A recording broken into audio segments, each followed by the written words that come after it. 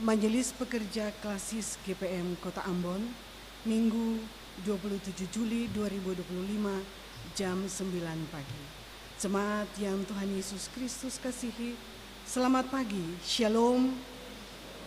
Majelis Pekerja Klasis GPM Kota Ambon menyampaikan selamat datang bagi Bapak Ibu, Saudara-saudari, anak-anak di ibadah ini, khusus yang baru pertama kali hadir di Gereja Maranatha.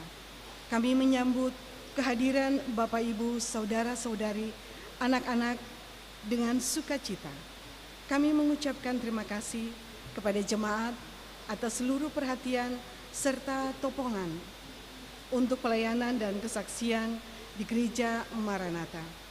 Kami juga mengucapkan selamat bagi jemaat yang menikmati sukacita HUT kelahiran, HUT pernikahan, dan kebahagiaan lainnya di sepanjang minggu ini. Doa kami, Tuhan Yesus senantiasa memberkati. Selanjutnya kami mohon perhatian jemaat untuk informasi pelayanan sebagai berikut. 1. Penerimaan kolekta ibadah Minggu 20 Juli 2025 jam 9 pagi sebesar Rp9.614.500. Syukur sebesar Rp2.002.000. Persepuluhan sebesar Rp310.000 dan sarana fisik sebesar Rp807.000. 2. Penerimaan kolekta ibadah Minggu 20 Juli 2025 jam 6 sore sebesar Rp8.083.000. Syukur sebesar Rp110.000. Persepuluhan sebesar Rp586.000 dan sarana fisik sebesar Rp691.000. 3. Dalam rangka menopang tugas pemberitaan Injil di Jemaat GPM Kudi Lale, Klasis GPM Buru Utara, maka panitia pelaksana pekabaran Injil Jemaat Peniel Batu Gajah, Klasis Kota Ambon, mohon bantuan Bapak Ibu Saudara-saudari untuk menyumbang lewat amplop sehari berkorban yang diedarkan pada hari ini, Minggu 27 Juli 2025 dalam ibadah jam 9 pagi dan jam 6 sore. 4. Ibadah saat ini dilayani oleh pendeta D. Watimanela dengan menggunakan tata ibadah minggu keempat. 5. Majelis jemaat yang bertugas adalah Majelis Jemaat GPM Silo. 6. Pembacaan Alkitab terjemahan baru yang kedua dari kitab Roma 6 ayat 1 sampai ayatnya yang ke-14. 7. Yang mengisi pujian dalam ibadah ini, Romarian Renhoan. 8. Lagu proses masuk para pelayan, nyanyian 2 Sabat Lama nomor 112 ayat 1 dan ayatnya yang keempat. 9. Lagu untuk jabat tangan, nyanyian 2 Sabat Lama nomor 167. Jemaat, setelah ibadah akan dilakukan jabat tangan dengan para pelayan di pintu keluar. Karena itu, mohon jemaat menunggu para pelayan mengambil posisi di pintu keluar, baru jemaat menyusul. Demikian warta Majelis Pekerja Klasis GPM Kota Ambon. Atas perhatiannya, kami ucapkan terima kasih. Selamat memaknai persekutuan dengan Tuhan dan sesama di ibadah minggu keempat saat ini. Tuhan Yesus memberkati. Shalom. Ambon 27 Juli 2025.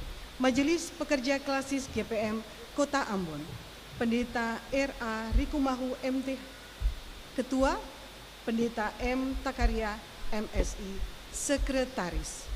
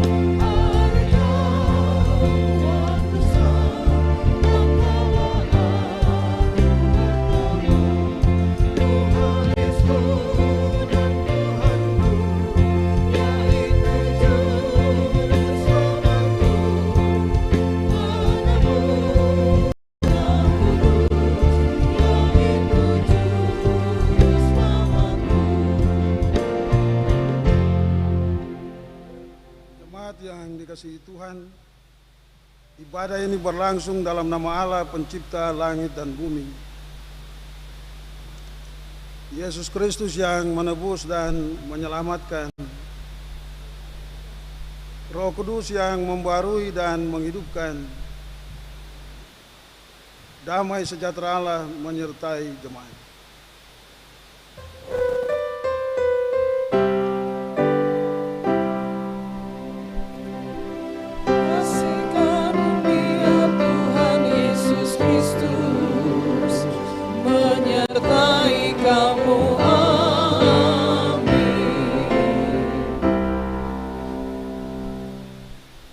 Pasal 6 ayat 14, sebab kamu tidak akan dikuasai lagi oleh dosa karena kamu tidak berada di bawah hukum Taurat, tetapi di bawah kasih karunia.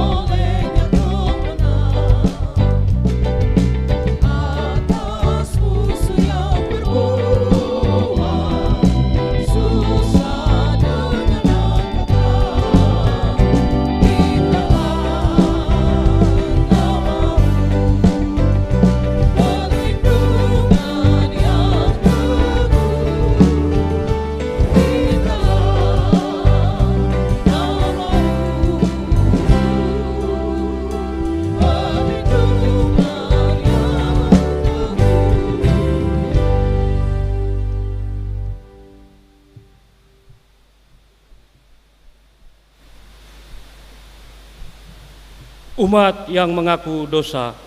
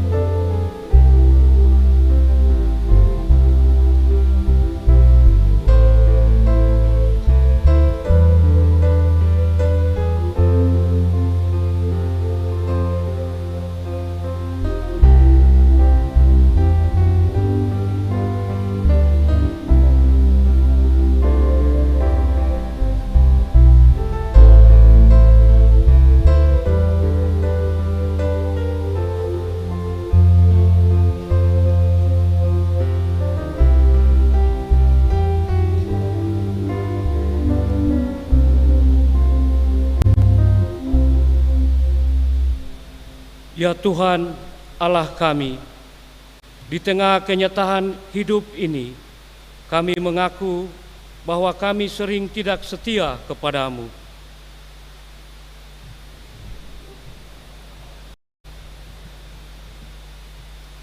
Kata-kata kami sering menyakiti daripada menghibur.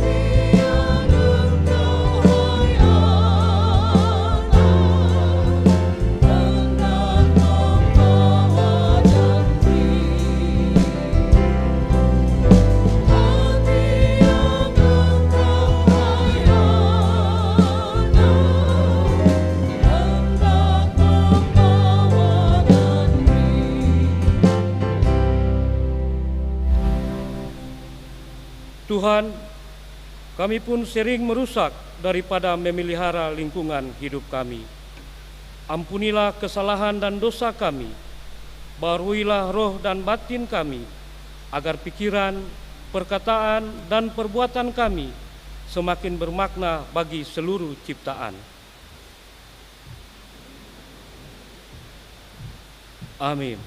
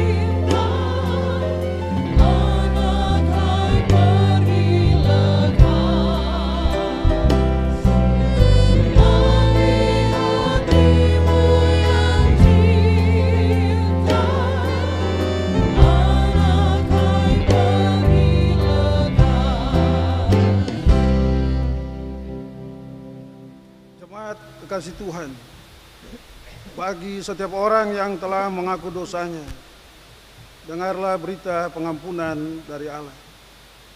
Sekalipun dosamu merah seperti kermisi akan menjadi putih seperti salju. Sekalipun berwarna merah seperti kain kesumba, akan menjadi putih seperti bulu domba.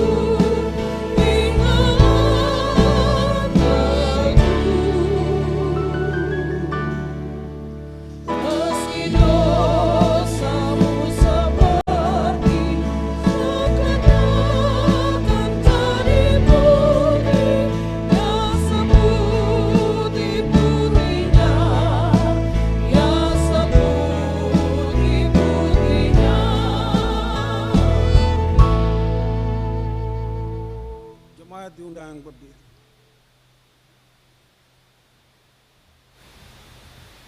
Jemaat yang dikasihi Tuhan, karena itu marilah kita saling mengasihi sebab Allah telah lebih dahulu mengasihi kita dan yang telah mengutus anaknya sebagai pendamaian atas dosa-dosa kita.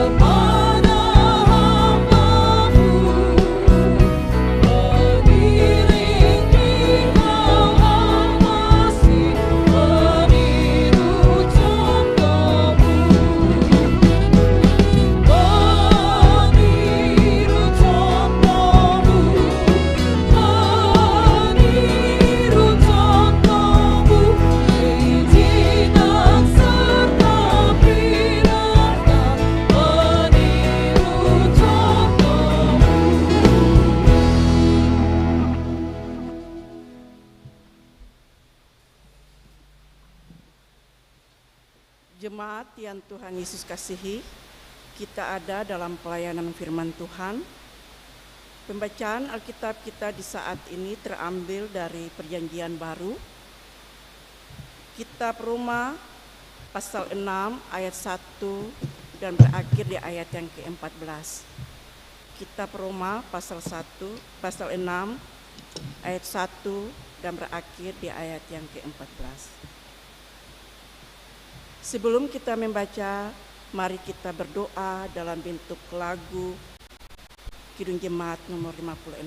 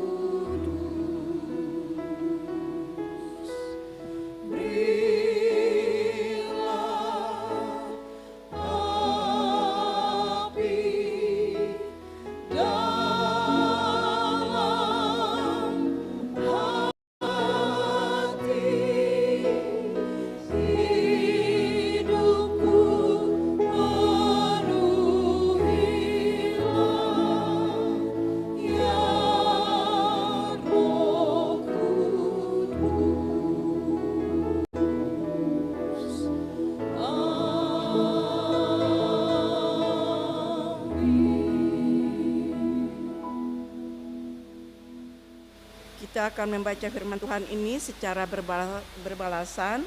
Saya akan membaca ayat yang ganjil dan Bapak Ibu Jemaat membaca ayat yang genap. Dengan judul firman Tuhan, Mati dan Bangkit dengan Kristus. Jika demikian, apa yang hendak kita katakan? Bolehkah kita bertekun dalam dosa supaya semakin bertambah anugerah itu?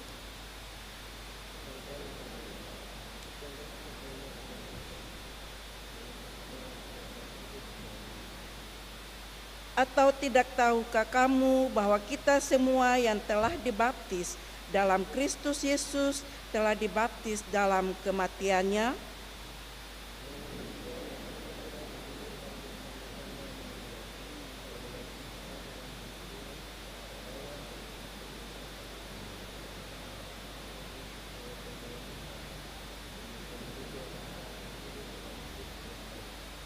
Sebab jika kita telah menjadi satu dengan apa yang serupa dengan kematiannya, kita juga akan menjadi satu dengan apa yang serupa dengan kebangkitannya.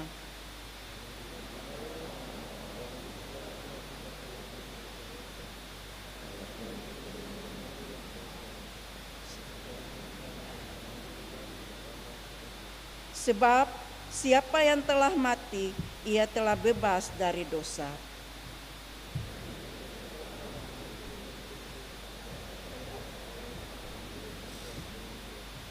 Sebab kita tahu bahwa sesudah dibangkitkan dari antara orang mati, Kristus tidak mati lagi, maut tidak berkuasa lagi atas dia.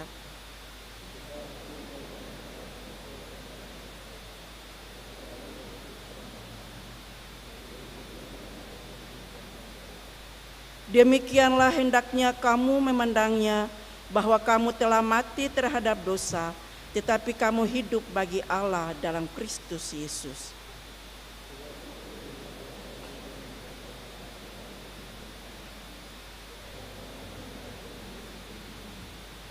Janganlah menyerahkan anggota-anggota tubuhmu kepada dosa untuk menjadi senjata kelaliman, tetapi serahkanlah dirimu kepada Allah sebagai orang-orang yang dahulu mati, tetapi sekarang hidup. Serahkanlah anggota-anggota tubuhmu kepada Allah untuk menjadi senjata kebenaran.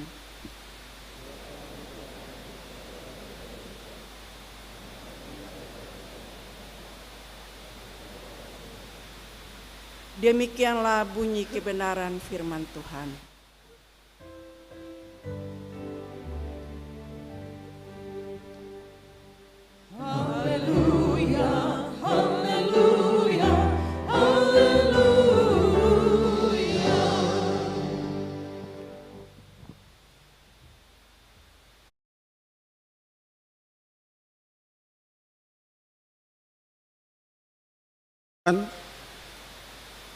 di jemaat-jemaat, di sektor atau di unit-unit pelayanan, kita seringkali kita secara berkala melaksanakan PA, diskusi, meditasi, dan biasanya itu ada pertanyaan-pertanyaan.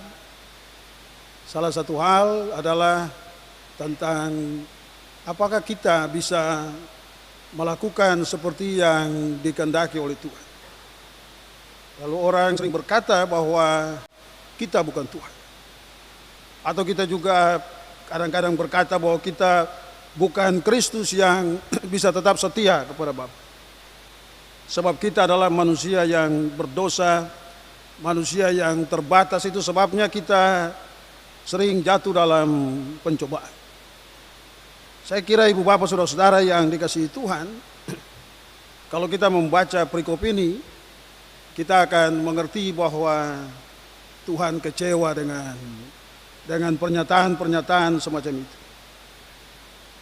Tuhan tidak mengubah kita menjadi diri. Kita tetap manusia. Tetapi kita adalah manusia yang telah beroleh kasih karunia Allah. Dan itu adalah anugerah Allah. Apa itu kasih karunia, ibu bapak saudara?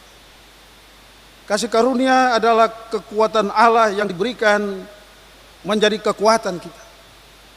Jadi kita yang semula tidak mampu dimampukan oleh Tuhan, mestinya biasanya secara natural kita tidak bisa, tetapi kasih karunia anugerah Allah itu membuat kita bisa. Dan ibu bapak saudara-saudara yang dikasihi Tuhan, kasih karunia Allah itu bukan sesuatu yang natural yang menyertai penciptaan. Tuhan memberikan itu kepada kita setelah Kristus bangkit. Allah membutuhkan pengorbanan Kristus supaya Dia memberikan kepada kita kasih karunia. Allah menunjukkan kepada dunia, kepada kita semua, bahwa dosa yang berabad-abad menjadi Tuhan dan manusia menjadi hamba dari dosa dikalahkan oleh Tuhan. Dikalahkan oleh Tuhan di salib. Dan itu adalah peristiwa yang mestinya membangkitkan pengharapan kita bahwa ternyata akibat-akibat dosa atau kuasa dosa itu bisa dikalahkan oleh Tuhan. Kuasa itu tidak kekal, dia telah dikalahkan oleh Tuhan. Bahkan Tuhan telah memberikan kepada kita, oleh karena itu kasih karunia Allah menjadi kemampuan kita. Nah, saya kira kita mesti punya kesadaran bahwa kita memiliki kasih karunia itu. Salah satu kesadaran iman yang penting itu adalah kita sadar akan kasih karunia, kita sadar akan kekuatan Allah yang dianugerahkan Allah dalam kehidupan kita, dalam menjadi bagian dari potensi diri kita. Petrus yang penuh inisiatif, tapi seringkali ragu-ragu, menyangkal, tetapi kemudian diberikan Tuhan kasih karunia untuk setia. Kasih karunia mengubah Petrus dari murid yang tidak setia menjadi rasul yang setia sampai akhir hayat. Saulus yang hatinya berkobar-kobar melawan Kristus menjadi rasul yang memberikan segalanya kepada Tuhan. Kadang-kadang kita membaca nasihat-nasihat Paulus bilang, kalau ingat beta dolo-dolo, beta subalas, beta sudah lakukan sesuai dengan kemampuan yang ada padaku. Tetapi oleh kasih karunia, segala potensi yang destruktif di dalam diri Paulus itu dimatikan oleh Paulus. Oleh karena Paulus sadar bahwa Tuhan telah mematikan kuasa itu di dalam dirinya, sehingga dia bisa menjadi teladan. Dia bukan menjadi Kristus, dia bukan menjadi Tuhan, tetapi dia menjadi teladan bagi kita semua. Dan itu hal yang menarik. Kita yang semula rentan terhadap dosa diubah Tuhan menjadi orang-orang yang dapat berkata tidak kepada dosa. Kita bisa berbuat baik. Kita bisa berbuat baik, kita bisa setia, ibu bapak saudara-saudara. Kita bisa rajin untuk pergi ke kebaktian. Kita bisa adil dalam hidup kita. Kita bisa tidak mengambil hak orang lain. Kita bisa menjadi pemimpin yang adil. Kita bisa menjadi pemimpin yang benar di dalam tanggung jawab kita. Sebab kasih karunia itu memungkinkan kita memiliki kemampuan itu dalam diri kita. Dan sebagai orang percaya, sebagai orang yang telah dibaptis, Roh Kudus itu adalah pribadi Allah yang telah ada dalam diri kita, menyertai kasih karunia itu. Tetapi oleh karena itu jiwa kita harus terus dilatih. Jadi kita harus terus melatih jiwa kita untuk hidup menurut roh yang telah ada dalam diri kita. Paulus mengatakan bahwa hidup itu seperti satu pertandingan. Sebab kita harus berlatih, melatih diri, melatih jiwa kita. Melatih jiwa kita untuk bersesuaian dengan pribadi Allah, yaitu roh. Supaya kita bisa mengerti kasih karunia Allah itu. Dan pribadi itu selalu mengingatkan kita untuk setia. Ibu bapak saudara-saudara, apakah kita pernah merasakan ketika kita mau melakukan sesuatu yang salah, ada sesuatu di dalam hati kita yang mengatakan jangan? Atau ada yang ketika kita mau melakukan sesuatu yang tersembunyi dari manusia, apakah betul kita sadar bahwa tidak ada yang tahu perbuatan kita yang tersembunyi itu? Saya kira tidak. Kita semua punya kesadaran bahwa ada yang tahu dan itu Tuhan yang tahu. Ketika kita melakukan hal-hal yang buruk dan kita terus melakukannya tanpa batas, pernahkah kita menyadari atau ada bisikan di dalam hati kita bahwa satu kali ale bikin terus, lama-lama nanti ale kecap, ale pasti akan kena kalau ale bikin terus. Dan pribadi itu adalah roh Allah di dalam diri kita yang selalu mengingatkan kita untuk setia. Bukan hanya mengingatkan kita untuk setia, bukan hanya mengingatkan kita untuk jangan melakukan yang salah, tetapi roh itu juga mengingatkan kita bahwa Tuhan telah menyediakan kekuatan untuk setia, untuk berbuat baik, untuk adil, untuk menjadi teladan di tengah-tengah kehidupan kita. Itu sebabnya kalau kita tidak melakukannya, apa yang kita rasakan? Apa yang kita rasakan ketika kita merasa bahwa kita bisa melakukan tetapi kita tidak melakukannya? Kita menyesalinya. Kita menyesali sebab itu dosa, itu perbuatan yang dapat kita tolak. Kita menyesali karena kita tahu bahwa kita mampu melakukan yang baik, melakukan yang benar, tetapi kita tidak mau melakukannya. Itu sebabnya ibu bapak saudara-saudara dalam pengadilan, kalau ibu bapak saudara-saudara mengikuti proses pengadilan, hakim itu selalu bertanya kepada terdakwa itu, apakah Anda menyesali perbuatan Anda?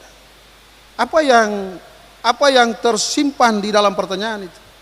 Yang tersimpan di dalam pertanyaan itu adalah apakah Anda tahu bahwa Anda mampu untuk tidak melakukan itu? Kesadaran untuk mengatakan bahwa kesadaran bahwa sebetulnya saya mampu untuk tidak melakukannya, itu menjadi alasan kita menyesali perbuatan kita. Dan itu sebabnya di dalam liturgi gereja kita juga selalu mengucapkan menyesali akan dosa-dosa kita. Kita menyesali karena kita tahu kita mampu melakukan yang benar, tetapi kita tidak melakukannya. Jadi kita melakukan yang jahat bukan karena kita tidak mampu berbuat baik. Jadi kalau kita berbuat jahat itu bukan karena kita tidak mampu berbuat baik, tetapi karena kita memilih untuk melakukan yang jahat. Kemampuan kita bukan kita gunakan untuk melakukan yang baik, yang kita tahu, tetapi kemampuan kita gunakan untuk melakukan sesuatu yang jahat di dalam hidup kita. Kita tahu dan kita mampu sebagai pemimpin untuk membawa kesejahteraan bagi masyarakat. Seluruh instrumen, seluruh mekanisme di dalam birokrasi, di dalam kekuasaan, di dalam pemerintahan bisa kita melakukan. Tetapi kalau kita tidak melakukannya, itu bukan karena kita tidak mampu, tetapi kita tidak mau melakukan. Kita mengulur-ulur waktu. Kita melakukan hal-hal yang mestinya kita hindari, tetapi kita melakukan. Itu sebabnya ibu bapak saudara-saudara yang dikasihi Tuhan, respons terhadap hal-hal yang Tuhan berikan kepada kita dalam hidup ini penting. Sebab di Alkitab itu, Alkitab bercerita tentang orang-orang baik yang dipilih Tuhan. Saul orang baik, Daud orang baik, Salomo orang baik. Tetapi ketika mereka dipilih, mereka berubah. Mereka diubah oleh kekuasaan itu. Mereka dipengaruhi oleh dunia yang telah jatuh di dalam dosa itu. Dan karena itu ibu bapak saudara-saudara yang dikasihi Tuhan, itu sebabnya Allah menginginkan kita menyerahkan anggota-anggota tubuh kita kepada Dia, supaya dunia tidak mengambilnya dari kita. Jadi kalau kita tidak menyerahkan anggota-anggota tubuh kita kepada Tuhan, itu artinya dunia akan mengambilnya dari kita untuk melawan Tuhan. Jadi dunia ini, iblis tidak ambil harta kita. Iblis tidak ambil harta kita. Dunia tidak ambil harta kita, rumah kita, jabatan kita, kekayaan kita, tidak. Itu tidak penting bagi dunia. Dunia tidak ambil itu. Yang dunia inginkan adalah hati kita, kehidupan kita. Itu yang menarik bagi dunia, itu yang menarik bagi iblis. Hati kita, kehidupan kita. Betapa pentingnya hidup itu. Juga tampak ketika iblis mencobai Yesus, saudara-saudara. Apa yang diminta iblis? Menyembah Dia. Iblis di puncak pencobaan itu, iblis meminta Yesus menyembah Dia. Sekali saja. Dia akan kasih semua kepada Yesus, asalkan Yesus menyembahnya satu kali saja. Jadi hidup itu penting. Untuk hidup yang baik Tuhan menebus kita. Tetapi penebusan itu butuh respons, yaitu keputusan kita untuk menyerahkan hidup kepada Tuhan. Jadi iblis merasa bahwa dia punya segala sesuatu. Karena dunia pada saat pencobaan itu adalah dunia yang telah jatuh di dalam dosa, dan karena itu iblis merasa berkuasa. Yesus tidak mengatakan, "Hei, kamu mau menyerahkan dunia sedangkan aku yang punya." Tidak. Yesus tidak mengatakan itu. Itu situasi sebelum Kristus mengalahkan maut dan dosa di salib. Situasi itu berubah ketika peristiwa kebangkitan di salib. Menyembah Tuhan itu hidup, menyembah iblis itu maut. Tetapi keputusan itu adalah keputusan kita, respons kita terhadap kasih karunia Allah itu adalah keputusan kita pribadi. Karena manusia memiliki kehendak bebas. Jadi Allah menganugerahkan kasih karunia kepada kita dalam diri kita yang memiliki kehendak bebas. Jadi keputusan terjadi dalam kehendak bebas kita. Kalau kita tidak menyerahkan kepada Tuhan, maka dunia akan mengambilnya. Dan anggota-anggota tubuh kita menjadi senjata melawan Tuhan. Padahal Tuhan memberikan kasih karunia supaya kita menjadi senjata-senjata kebenaran untuk mengalahkan kuasa dosa di sekitar kita. Seperti Petrus, Saulus, Stefanus. Mereka semua memiliki kebebasan untuk mengatakan tidak atau berkata ya terhadap anugerah Allah itu. Tetapi mereka menggunakan kebebasan itu untuk berkata ya kepada Tuhan. Nah, keputusan itu ibu bapak saudara-saudara adalah bukti kita menyembah Tuhan. Menyembah Tuhan itu tidak boleh berhenti di gereja. Tetapi Tuhan mau kita menyembah Dia dalam hidup kita setiap hari. Kita menyembah Dia dalam keputusan-keputusan yang kita putuskan menjadi pikiran kita, pengertian kita, atau perbuatan-perbuatan kita di dalam hidup. Kita akan sama dengan apa yang kita sembah. Ketika kita menyembah Tuhan, kita akan menjadi serupa dengan Kristus. Kalau ibu bapak saudara-saudara menyembah uang, kalau manusia menyembah uang, manusia itu akan menjadi seperti uang. Kalau kita menyembah orang, kita akan berlaku seperti orang itu. Gaya-gaya kita, style kita, Tetapi kalau kita menyembah Tuhan, maka kita akan menjadi serupa dengan Kristus. Menjadi serupa dengan Kristus itu adalah rencana Tuhan dalam hidup kita. Jadi kalau kita bertanya tentang apa rencana Tuhan dalam hidup kita, orang bicara banyak. Tetapi rencana Tuhan dalam hidup kita sejak zaman purba ketika Tuhan menciptakan Adam dan Hawa adalah menjadi serupa dengan Dia. Menjadi serupa dengan Kristus. Jadi kita tidak serupa dengan Allah. Kristus serupa dengan Allah. Kita serupa dengan Kristus. Di dalam Roma 8 ayat 29 disebutkan bahwa kita semua telah dipanggil sejak semula untuk menjadi serupa dengan Kristus. Itu sebabnya ketika Kristus bangkit, Dia menjadi yang sulung di antara kita semua. Dia menjadi kepala gereja oleh karena Dia menjadi yang sulung di antara banyak saudara. Bukti dari iman kita adalah menjadi serupa dengan Kristus. Menjadi serupa dengan Kristus itu artinya kasih karunia itu menguasai kita dalam kehidupan kita. Kita mengatakan tidak kepada dosa. Dan kita mengatakan ya kepada kasih karunia. Di kota ini Ibu Bapak Saudara ada banyak gedung gereja. Orang merenovasi gedung gereja. Orang cat baru gedung gereja. Mereka pikir itu selesai. Tidak selesai di situ. Begitu banyak kebaktian khotbah, kebaktian gedung gereja itu penting. Tetapi kita tidak boleh berhenti di situ. Tuhan ingin dunia melihat iman kita. Tuhan membutuhkan iman kita.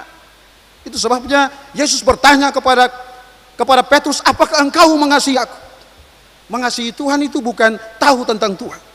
Mengasihi Tuhan itu adalah seperti Dia, seperti Kristus. Seperti Kristus. Dan Petrus mengatakan, ya Tuhan, engkau tahu aku mengasihi engkau. Petrus mengatakan ya kepada kasih karunia itu. Itu iman Petrus.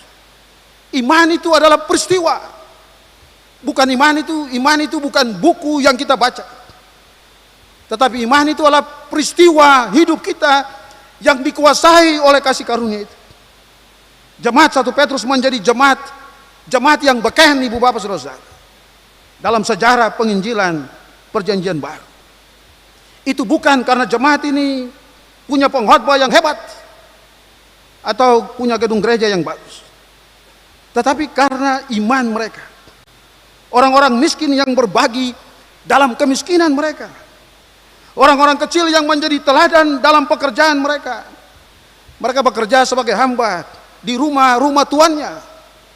Mereka menjadi hamba-hamba yang jujur, hamba-hamba yang dapat dipercaya, dan mereka menjadi hamba-hamba yang berbeda dari hamba-hamba yang lain di rumah tuan-tuan yang lain. Lalu tuan-tuan itu bertanya kepada mereka, apa yang membuat engkau begitu baik? Apa yang membuat engkau tidak melakukan seperti yang dilakukan oleh hamba-hamba lain? Dan mereka menjawab, itu karena iman kami kepada Kristus yang membuat kami melakukan semua itu. Mengapa engkau miskin tetapi engkau mau berbagi kepada saudara-saudara di dalam kesusahan mereka? Karena iman kepada Kristus membuat kami mengasihi di dalam kemiskinan kami. Sebab berkat bukan soal mengumpulkan tetapi memberi. Dan itu iman yang mengubah dunia Romawi pada saat itu. Kekristenan mengalahkan Romawi bukan dengan senjata tetapi dengan keteladanan, dengan perbuatan baik. Kaisar-kaisar memilih menjadi percaya kepada Kristus bukan karena mereka ditaklukkan dengan kekuatan militer, tidak, tetapi dengan perbuatan baik. Jadi kekristenan itu harus mampu mengubah kultur masyarakat kita. Kekristenan itu harus mampu mengubah kehidupan kita, gaya hidup di kota ini harus berubah. Orang banyak masuk gereja. Di semua gereja, di jemaat-jemaat orang masuk gereja. Tapi pertanyaannya, ketika kita kembali dalam tugas tanggung jawab kita, kita kembali dalam rumah tangga kita, apakah kehadiran kita mengubah gaya hidup kita di luar sana? Itu pertanyaan, bukan pertanyaan saya, itu pertanyaan dunia ini tentang kekristenan. Yang Tuhan inginkan adalah hidup kita, persembahan kita, sebagai persembahan yang nyata, yang tidak Kristus berikan kepada iblis. Meskipun iblis mau memberikan dunia ini kepada dia. Jadi dunia, Ibu Bapak Saudara, tidak butuh kata-kata. Anak-anak di rumah tidak butuh kata-kata. Dunia dan keluarga kita butuh keteladanan kita. Jemaat, keluarga, kantor, tempat di mana kita bekerja, tempat profesi kita mesti menjadi ruang di mana orang melihat Kristus dalam hidup kita. Kebesaran kekristenan. Orang bicara tentang kebesaran kekristenan. Kebesaran kekristenan itu bukan soal kita berapa persen. Bukan tentang jabatan-jabatan yang dipercayakan kepada warga gereja kita, jemaat kita. Tetapi kebesaran kekristenan adalah keteladanan kita. Tentang bagaimana kita mengambil keputusan-keputusan yang berpihak dalam kasih karunia itu. Tentang bagaimana iman itu memotivasi hidup kita untuk hidup benar di lingkungan kita. Dengan kasih karunia. Maka menjadi teladan. Itu adalah pekerjaan Tuhan yang Tuhan sementara percayakan bagi kita. Dan panggilan itu, panggilan untuk menjadi teladan itu yang membuat kita berharga. Menjadi identitas kita semua. Dokter, anggota DPR, gubernur, wali kota, kepala dinas, pendeta, penatua, diaken, pengasuh, itu bukan identitas kita. Itu sesuatu yang diberikan Tuhan kepada kita. Identitas yang tidak boleh hilang dalam berbagai situasi itu adalah jadi serupa dengan Kristus. Dengan kasih karunia. Maka menjadi teladan itu adalah panggilan kita. Dan itu yang membuat kita berharga. Semua orang yang kemudian menjadi orang-orang hebat adalah orang-orang yang telah memberikan hidup mereka kepada Tuhan. Dan ini penting Ibu Bapak Saudara-saudara. Ketika Yesus disalib, ini berkaitan dengan nats pembimbing kita. Ketika Yesus disalibkan, Yesus berkata sudah selesai. Itu artinya Tuhan mau bilang bahwa Tuhan tidak lagi menghukum manusia karena dosa. Tetapi kita akan dihukum karena kehendak bebas kita. Kita akan dihukum karena keputusan-keputusan kita yang salah. Dan karena itu, keputusan kita di hari ini menentukan seperti apa masa depan kita. Dalam pengertian itu Ibu Bapak Saudara, kita punya banyak tantangan, banyak masalah, banyak persoalan dalam hidup kita. Ada masalah yang datang selesai, ada masalah yang bertahun-tahun tidak selesai. Ada masalah yang kadang-kadang kita merasa bahwa kekuatan untuk menyelesaikan itu bukan ada di dalam diri kita. Dan itu membuat kita kadang-kadang putus asa, putus pengharapan. Kita kecewa kepada Tuhan. Tetapi Ibu Bapak Saudara-saudara yang dikasihi Tuhan, apa yang mesti kita kerjakan? Yang mesti kita kerjakan adalah memperbaiki hidup. Semua rencana kita, ada rencana yang gagal, ada rencana yang tertunda. Kadang-kadang Tuhan memberikan rencana yang lain dalam hidup kita. Tuhan memberikan sesuatu yang berbeda dari yang kita rencanakan. Dan biasa yang Tuhan berikan itu lebih baik dari yang kita pikirkan. Tetapi satu hal yang mesti kita kerjakan adalah memperbaiki hidup. Memperbaiki hidup itu adalah konsolidasi terbaik bagi setiap rumah tangga. Rumah tangga orang besar, rumah tangga orang kecil, rumah tangga para janda, rumah tangga keluarga anak yatim piatu, sama di hadapan Tuhan. Konsolidasi yang terbaik adalah memperbaiki hidup. Dan keputusan-keputusan kita di hari ini menentukan masa depan kita. Amin.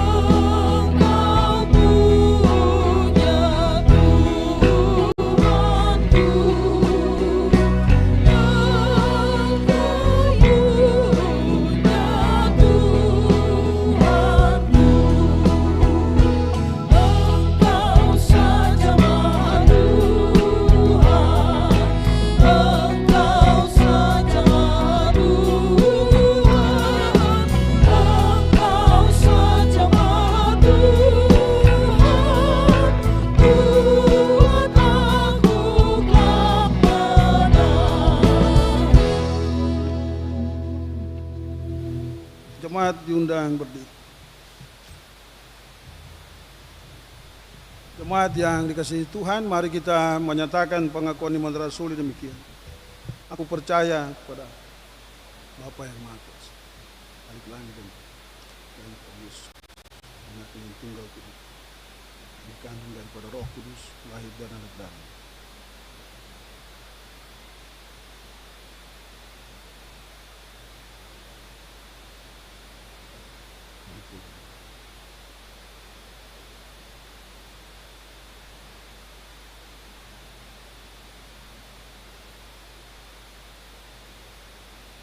Gereja yang kudus, persekutuan yang kudus, pengampunan dosa, kebangkitan dan hidup yang kekal. Amin. Jemaat disilakan. Kita akan mendengarkan persembahan pujian dari Saudara Romansia Rewat. Disilakan.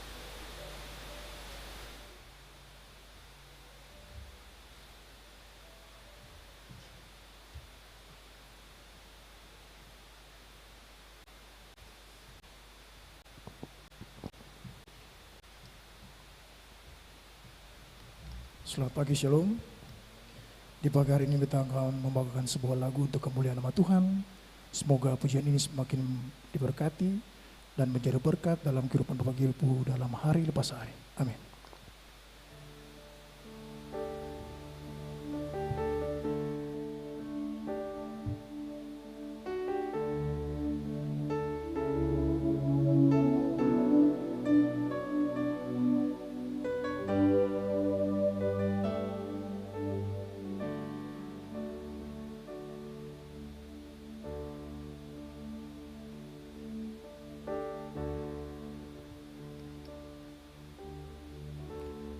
Bapa, kau mendengar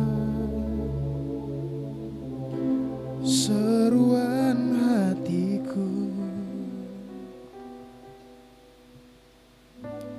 tak pernah kau lepaskan dari kasih-Mu. Lewat lembah gelap, kau temani aku. Roh-Mu bekerja selalu untuk kebaikanku.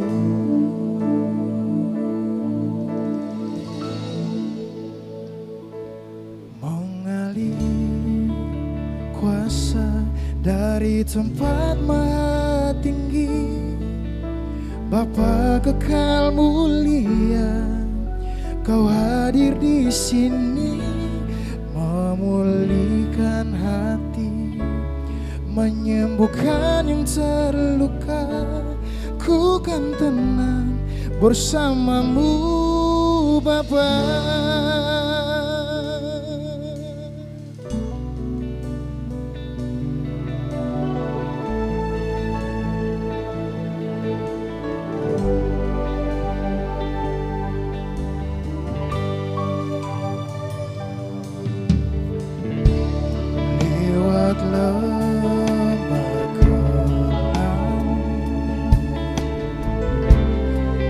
Temani aku,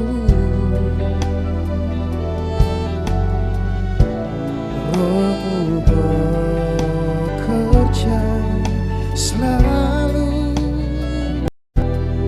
untuk kebaikanku.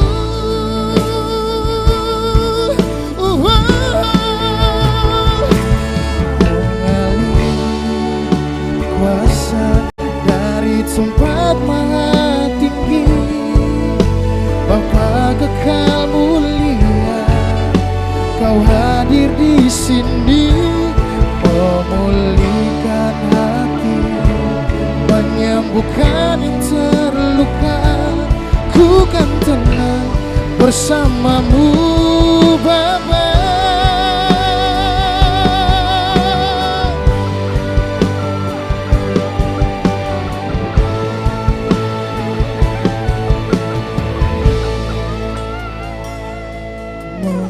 mengalir kuasa dari tempat maha tinggi. Bapa kekal mulia, Kau hadir di sini. Menyembuhkan yang terluka, ku kan tenang bersamamu Bapa. Mengalir kuasa dari tempat maha tinggi. Bapa kekal mulia, Kau hadir di sini. Memulihkan hati, menyembuhkan yang terluka, ku kan tenang bersamamu Bapa. Bersamamu Tuhan, bersamamu Bapa.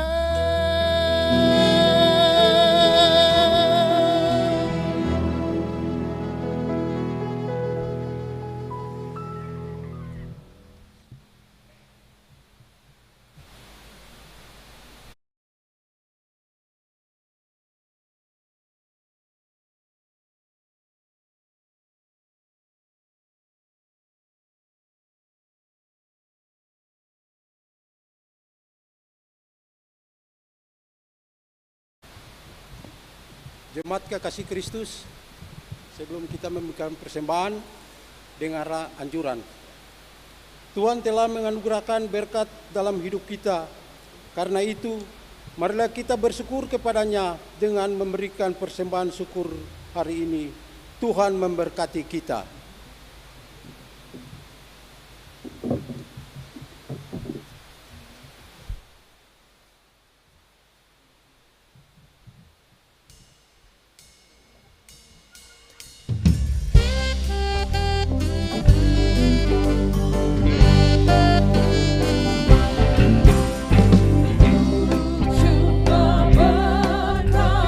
Sekarang Allah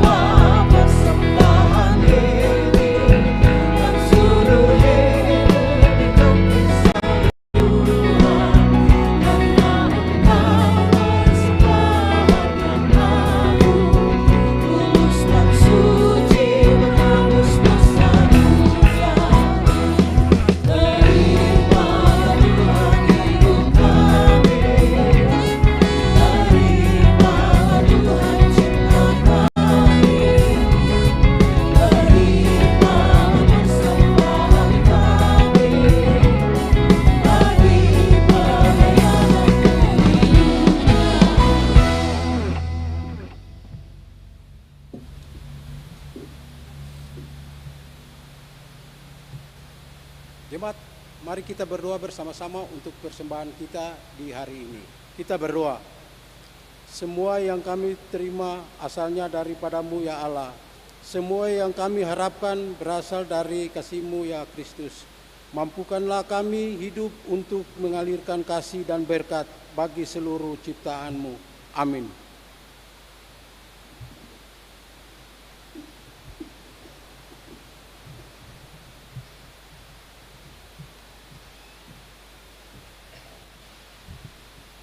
Jemaat yang dikasihi Tuhan, mari kita berdoa. Ya Tuhan Allah Bapa kami dalam kerajaan sorga, Engkau Allah di dalam Yesus Kristus penebus kami yang hidup. Engkau Allah di dalam kuasa Roh Kudus yang senantiasa menyertai kami. Di saat ini Tuhan kami bersyukur oleh karena dalam tuntunan kasih Allah, dalam tuntunan Roh Tuhan yang kudus itu, kami mau datang untuk mengambil bagian dalam kebaktian minggu ini. Meskipun kebaktian ini terjadwal, tetapi kami datang karena kami mengatakan ya terhadap kasih karunia yang Tuhan telah berikan bagi kami. Kami telah mendengar firman Tuhan. Biarlah firman Tuhan itu menjadi kekuatan baru untuk kami hidup di dalam dunia ini. Ada tantangan-tantangan, ada masalah-masalah, ada banyak persoalan. Ada hal-hal yang telah selesai, tetapi ada juga beban-beban kehidupan yang mungkin belum selesai di setiap rumah tangga, setiap pribadi. Tetapi kami selalu percaya ketika kami datang dalam kebaktian minggu ini, kami beroleh kekuatan baru oleh kuasa kebangkitan itu, yang memberi kepada kami pengharapan untuk melihat Tuhan dalam hidup kami. Bahwa Tuhan telah mengalahkan dosa, Tuhan telah mengalahkan maut. Dan karena itu segala sesuatu yang terjadi dalam kehidupan kami, karena ketidakadilan, karena ketidakbenaran, karena penindasan, kami percaya semua itu akan telah dikalahkan oleh Tuhan. Dan karena itu hanya dengan kekuatan Tuhan sajalah maka seluruh beban-beban dalam kehidupan kami dapat diselesaikan. Karena itu Tuhan, biarlah Roh itu senantiasa menuntun kami supaya kami tetap setia. Kadang-kadang kami tetap setia tetapi masalah belum selesai.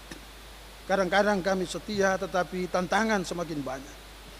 Namun kami percaya bahwa Tuhan juga punya kekuatan, punya kemampuan untuk juga dengan tiba-tiba karena kasih karunia itu menyelesaikan semua itu bagi kami.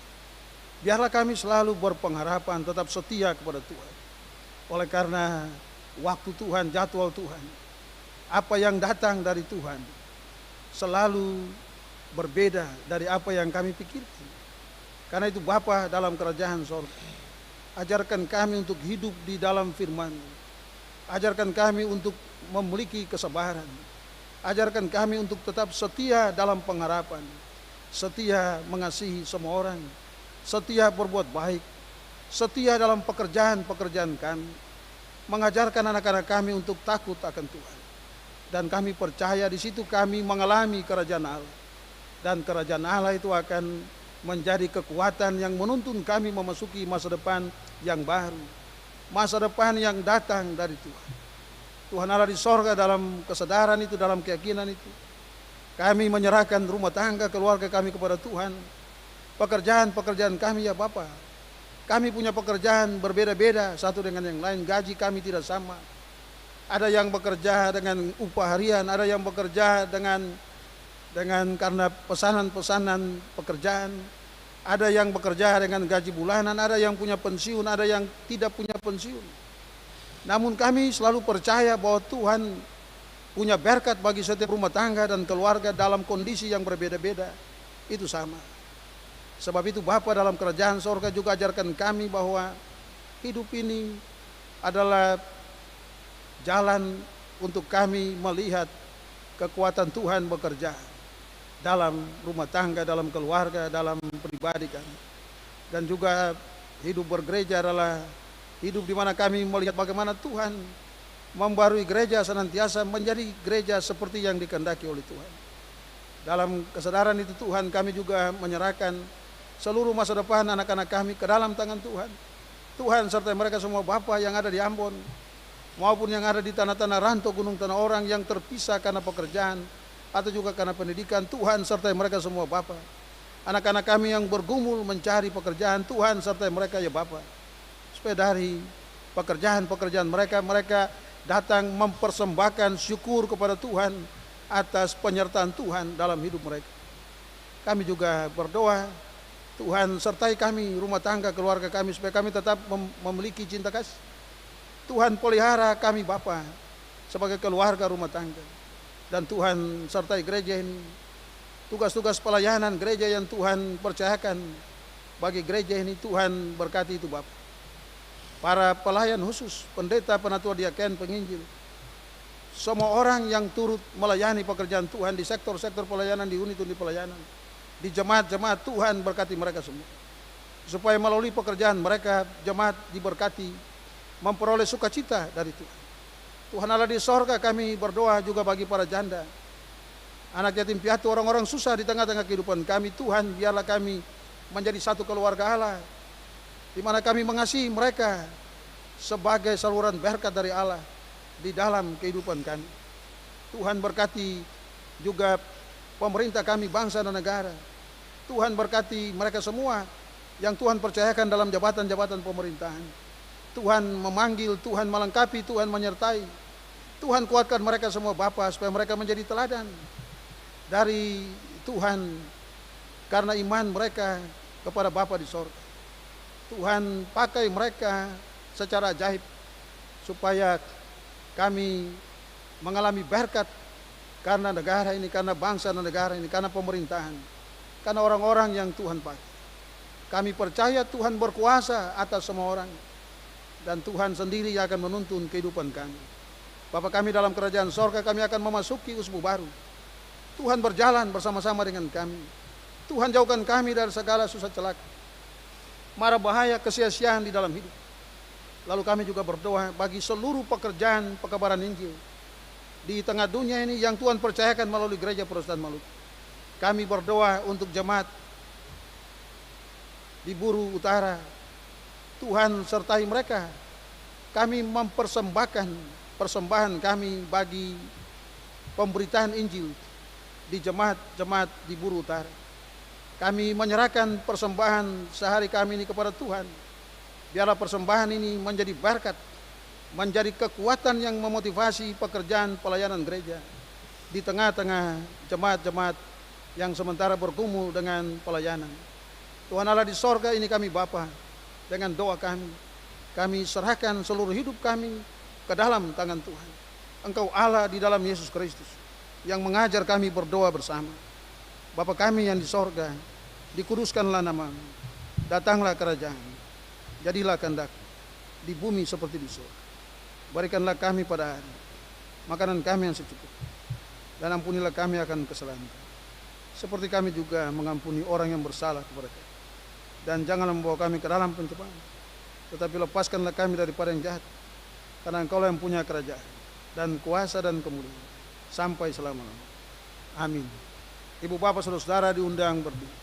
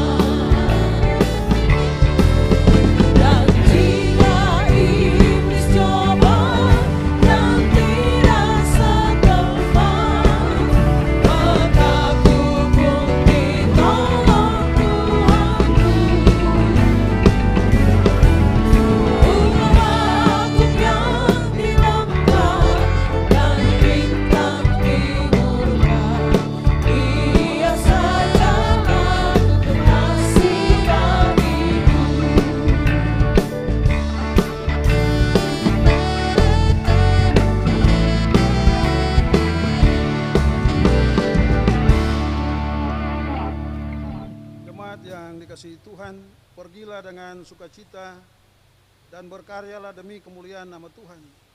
Untuk itu terimalah janji penyertaannya.